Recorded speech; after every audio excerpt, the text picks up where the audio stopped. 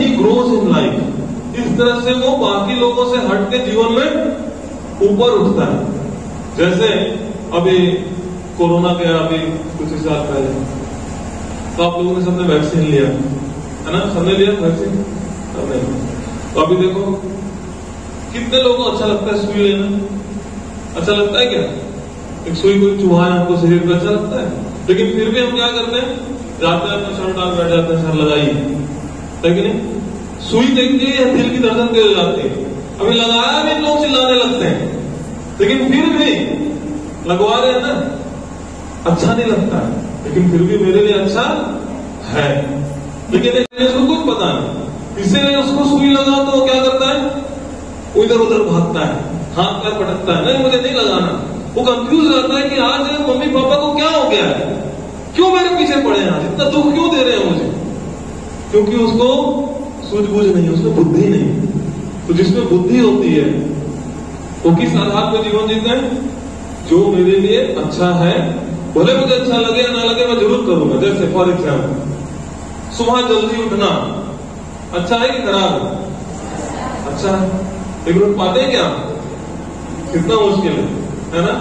जैसे for example मान लो ठंड के दिन है, ठंड के दिनों में आप लोग सब हॉस्टल में रहते हो या घर में रहते हो? घर पे रहते हो। जो कुछ भी कहता है उसका आधार होता है आपके लिए क्या, आपको क्या अच्छा लगता है। इसीलिए कहते हैं जो मन की सुने हो मंकी, तो मन की सुने हो मंकी। बंदर को देखा आपने? बंदर का वैसा ही स्वभाव, एकदम मन की तरह है, कभी एक जगह बैठेगा नहीं, उछलता कूदता रहेगा, यहां से वहां उत्पात मचाता रहेगा। आपको लगेगा कितना बिजी है, कितना मेहनत कर रहा है, लेकिन रिजल्ट आउटपुट कुछ नहीं, उल्टा नुकसान ही करता है। यही है मन की प्रकृति। तो जब ये मन और बुद्धि में लड़ाई होती है, मन कह रहा है 5 मिनट सो, बुद्धि कह रहा है मत सो, कौन जीतता है? जीतता कौन है? मन जीत जाता है। देखिए जब दो लोग लड़ेंगे तो दो लोगों की लड़ाई में कौन जीतेगा? जो स्ट्रांग होगा, जो शक्तिशाली होगा। तो हमने मन की बातों को मान के उसको क्या बना दिया है? स्ट्रांग बना दिया है।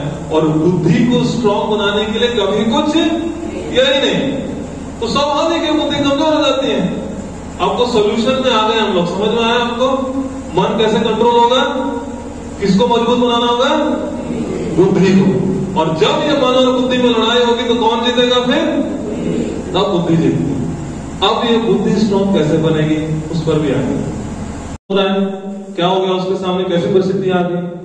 उसका एक धर्म है क्षत्रिय धर्म, तो ये कहता है कि धर्म की स्थापना के लिए युद्ध करो। लेकिन दूसरा जहां वो देख रहा है मेरे दादाजी मेरे गुरु, अब वो कंफ्यूज हो गया, इसको करो कि इसको करो, ये करो या ये करो। लेकिन इस धर्म में क्या है, उसका इमोशन जुड़ा हुआ है, मेरे माता मेरे भाई है, मेरे ये है, मेरे वो, यहाँ इमोशन आ गया।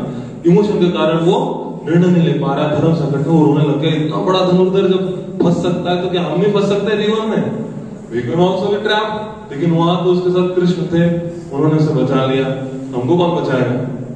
तो हमें कृष्ण की शिक्षा बतानी चाहिए, इसीलिए हमें पढ़ना चाहिए।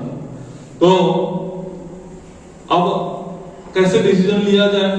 ये भी धर्म है, जब ये भी धर्म है तो कैसे डिसीजन लिया जाए? तो भगवान बताते हैं ऐसे समय में बड़े धर्म के लिए छोटे धर्म का त्याग करना चाहिए। आपको मैं एक एग्जाम्पल देता हूं। मान लीजिए कोई जज है, ठीक है, ये जज के सामने एक केस आया है, सोच के देखो सुभाष चंद्र बोस और भगत सिंह पेड़ के नीचे बैठ के रील्स देख रहे हैं। सोच के देखो कैसा लग रहा है? कभी वो जीवन में स्वतंत्रता के लिए लड़ पाते हैं? यही आदतें रह जाती है उनके, बैठ के रील्स ही देखते रह जाते हैं। ऐसा नहीं है कि आज के भारत के नवयुवकों में शक्ति नहीं है, ऐसा नहीं कि आज के भारत के नवयुवकों में पवित्रता नहीं है, बुद्धि नहीं है। आज भी भारत है ही ऐसा देश, यहाँ बाय डिफॉल्ट जो भी पैदा होता है बहुत शक्तियां होती है उसमें। तपस्या करने की शक्ति होती है, मन इंद्रियों को संयम में रखने की शक्ति होती है। लेकिन वातावरण ऐसा हो गया है, शिक्षा ऐसी हो गई है, ऐसा आजकल टेक्नोलॉजी हो गया है, सब कुछ क्या कि कोई इस पर ना कोई जोर डालता है, ना कोई इसके ऊपर ट्रेनिंग है, ना कोई इसके ऊपर शिक्षा है। लोग गंदी गंदी बुरी बुरी आदतों में पढ़ के आज क्या क्या नहीं कर रहे हैं। मैं भी इसी दौर से गुजरा हूं, मैं भी कॉलेज में रहा हूं, मैं भी हॉस्टल में पढ़ा हूं। हमारे समय में यदि किसी को कुछ गंदी गंदी तस्वीरें या कुछ गंदे वीडियोस भी देखने होते थे तो कोई ऑप्शन नहीं था। There was no option, there was no internet, smartphone तो भूल ही जाओ, तो आविष्कार ही नहीं हुआ था उसमें। ये जस्ट आपको 2004 की बात बता रहा हूँ। 2004 कैसे मन को खुद कंट्रोल किया जाए, कैसे बुद्धि को मजबूत बनाया जाए। आज आलतू फालतू चीजें सीखने में, देखने में, पढ़ने में व्यक्ति इतना समय व्यर्थ कर रहा है। ऐसा नहीं है कि ये सब कुछ गलत है, इसमें कई अच्छी चीजें भी हैं, लेकिन प्रॉब्लम क्या है, मन तो नियंत्रण में है नहीं, तो इसका क्या करेगा, मिसयूज ही करेगा। जैसे एक छोटे बच्चे के हाथ में तलवार दे दो, चाकू ही दे दो, आपके हाथ में तो हो सकता है आप ऑपरेशन करोगे, किसी का इलाज करोगे, जीवन बचाओगे। बच्चा वो अपना भी हाथ पार काटेगा, जो सामने आएगा उसका भी काटेगा, क्योंकि उसको मैच्योरिटी नहीं है। चाकू खराब नहीं है, लेकिन ये उम्र नहीं है उसको ये सब चीजें देने की। तो पहले उसे चाकू कैसे यूज करना है सिखाना चाहिए, फिर चाकू देना चाहिए। ठीक उसी तरीके से अभी जब हमको समझ में आ रहा है कि क्या करना चाहिए, तो ये बुद्धि कैसे मजबूत होती है, किस प्रकार की किताबें आप पढ़ते हैं, लेकिन कुछ नहीं मिलता है इससे। ये केवल एक सपने की दुनिया है, केवल एक सपने की दुनिया। और जब सपना टूटता है तो रोने के अलावा उसके पास कुछ नहीं रहता। फिर वो केवल गिटार लेके एक पेड़ के नीचे केवल गाना गा सकता है, give me some sunlight, give me some rain, give me another chance to grow up once again. मिलेगा दोबारा चांस? मिलता है क्या? अब जाके 70-80 साल में कोई बोले कि एक बार फिर से जवानी मिल जाए, इस बार मेहनत करूंगा, तो गया सो गया, दोबारा नहीं मिलता। ये जो समय है, जिस समय से आप लोग गुजर रहे हो, this is foundation building age. यदि इस केवल 5-10 साल में आप लोगों ने थोड़ा सा मन और सेंसेस पे कंट्रोल करके एक जगह केंद्रित होकर फोकस कर दिया ना, whole life you will be happy and you will be successful, whole life. लेकिन ये 5-10 साल कितना क्रूशियल है आपके करियर के लिए, आप सोच भी नहीं सकते हो।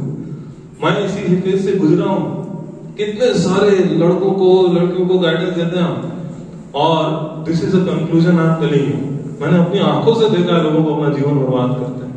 अल्टीमेटली होता क्या है, लोग इस शरीर से आकर्षित है क्या शरीर में, क्या है शरीर का एक चमड़ा हटाओ, अंदर क्या मिलेगा आपको? तो डॉक्टर्स, आपको तो ज्यादा पता होगा हमसे। क्या है अंदर?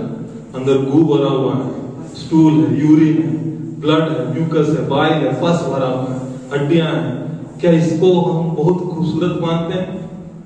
बस उसके ऊपर एक मिलीमीटर का ये स्किन है, उसका पैकेज है, पैकेजिंग बहुत अच्छा है, लेकिन अंदर जो कंटेंट है क्या है, उसमें बहुत कुछ है। ये वही हो गया ना, मान लीजिए हम आधा किलो स्टूल ले लिए एकदम गर्मा गर्म फ्रेश, और उसको मैं बहुत सुंदर पैकेट में पैक करके दे दूं आपको, लो इसको दबाओ, तो उसको चूमो, मजा आएगा आपको? वही है ये शरीर, और कुछ नहीं, इसमें वही भरा हुआ। लेकिन देखो, because of uncontrolled mind and senses, आदमी कितना सपना देखता है, ये मिल जाएगा, वो हो जाएगा, तो ऐसा हो जाएगा। अगर इतना ही इसमें आनंद होता, सुख होता ना, इतना ही सफलता होती, तो आज prostitutes would have been the topmost class of the society. They would have been the most happiest class of the society. But ऐसा है नहीं।